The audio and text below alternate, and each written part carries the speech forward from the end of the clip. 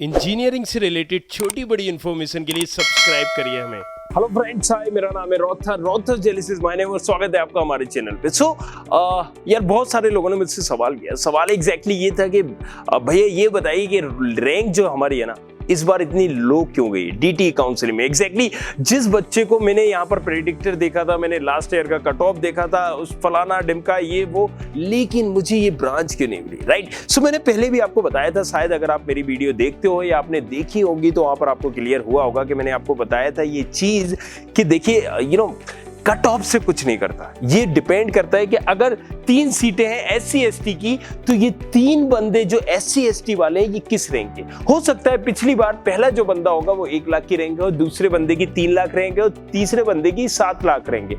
तो ये टॉप 3 वालों को हो गया। लेकिन इस बार 3 बंदे जो आए, पहला बंदा 1 लाख की रैंक है, दूसरा बंदा 2 लाख की रैंक का है, तीसरा बंदा 2,20,000 की रैंक का है। तो ये तीनों का हो जाएगा और यहाँ क्लोज हो जाएगी भैया 2,20,000। अब हुआ भी ऐसे ही, राइट। सो जिसने कहते हैं ना वो जिसने ना मानी बड़ों की मीत ले खपड़िया, राइट। सो ऐसे ही कुछ टॉपिक है।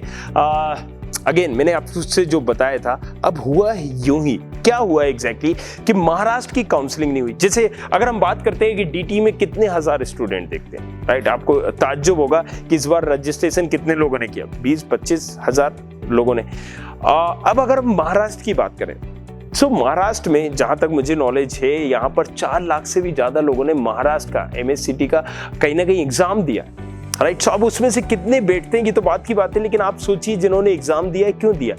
कहीं ना कहीं इनका भी ड्रीम होगा महाराष्ट्र जैसे कॉलेजेस में एडमिशन लेने का, और अब ये काउंसलिंग ही नहीं हुई है तो पूरा का पूरा बच्चा जो ऑप्शंस बनाए हुए थे महाराष्ट्र के कॉलेजेस को, अब वो पैनिक है यहाँ पर। और जो यूपी के कॉलेजेस को ऑप्शंस बनाए हुआ थे यूपीएससी, इसकी काउंसलिंग भी डिले चल रही है, राइट। वो होता है ना कि कभी आपको कहीं जल्दी जाना है, ट्रेन आ नहीं रही है टाइम पे, राइट, जिससे आप अप डाउन करते हो, तो जो ट्रेन आई अब वो मिली है। ये कई बार आपको जाना होता है, कोई ट्रेन डिले है, राइट। सो वो डिले है, आपको 24 घंटे डिले हो गई है, 18 घंटे डिले हो गई, आपने कहा चलो यार विदाउट रिजर्वेशन सही कि 18 घंटे वेट कौन करेगा। और यही चीज हुई इस केस के साथ भी।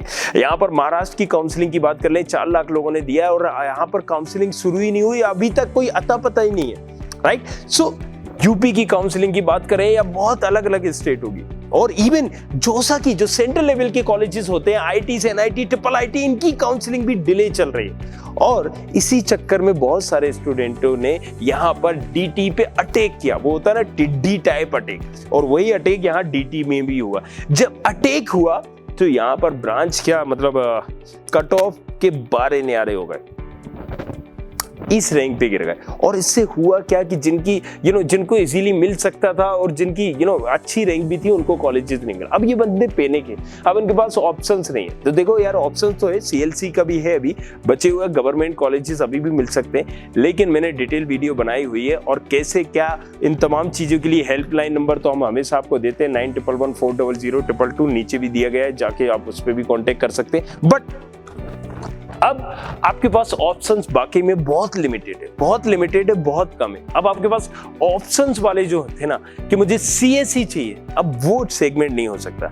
अब आपको CS के साथ हो सकता है ब्रांच का ऑप्शन रखना पड़े या कॉलेजेस का ऑप्शन रखना चाहिए। तो हम भी आपकी मदद कर सकते हैं, राइट। हम भी आपको बता सकते हैं कि हाँ भैया ये कॉलेज आपको मिल सकते हैं, इसके साथ ये ऑप्शंस रख लो और इसको ऐसे टारगेट कर लो। लेकिन अगर आपने बोला कि नहीं भैया मुझे तो HGS ITS ही चाहिए, CS, तो देखो सीटें ड्रॉप होंगी। और क्यों होंगी वो भी मैं रीजन बताता हूँ, पिछले साल से ज्यादा भी होंगी, राइट। लेकिन ये समझने की आपको जरूरत है कि बहुत सारी DT की काउंसलिंग के बाद अभी कई स्टेटों की काउंसलिंग होना है, और ये बच्चे ना प्लान करके बैठे हुए हैं, मूड अपना बना के बैठे हुए हैं कि मुझे उस स्टेट के कॉलेजेस में जाना है या यहाँ कॉलेजेस में जाना है वहां, लेकिन ऑप्शंस के तौर पे, क्योंकि यार ऑब्वियसली पेरेंट्स जो होते हैं ना, एक तो पेरेंट्स का भी प्रेशर होता है, फैमिली का तो होते ही है ऑब्वियसली, और रिश्तेदारों का भी। अब बच्चा यार रिस्क लेना नहीं चाहता, वो ऑप्शंस इसलिए बना के रखा है। और पिताजी भी ठीक ही है यार, फीस चली गई तो चली गई, लेकिन मेरे पास ऑप्शंस होने चाहिए।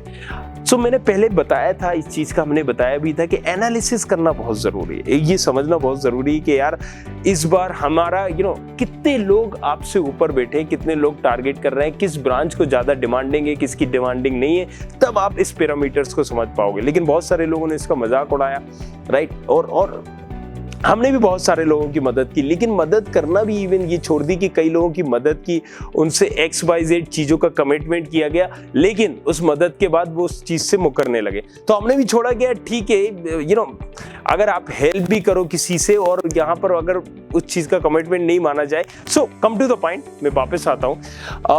सो अगेन ऑप्शंस होते हैं, ऑप्शंस अभी भी आपके पास है, लेकिन फिर से मैं कहूँगा आपके पास ऑप्शंस है लेकिन चॉइसेस नहीं। चॉइसेस आपको देना होंगी, आपके पास एक आपको चॉइस रख के अगर आप जाओगे टारगेट करोगे तो आपको नहीं मिलेगा। सो आई होप वीडियो में थोड़ी बहुत चीज़ें क्लियर हुई होंगी, लेकिन इसके बाद भी अगर आप कुछ पूछना चाहते हो तो पूछो हक से। चलो करें इंजीनियरिंग और मिलते हैं नेक्स्ट वीडियो में, तब तक के लिए सब्बा खैर।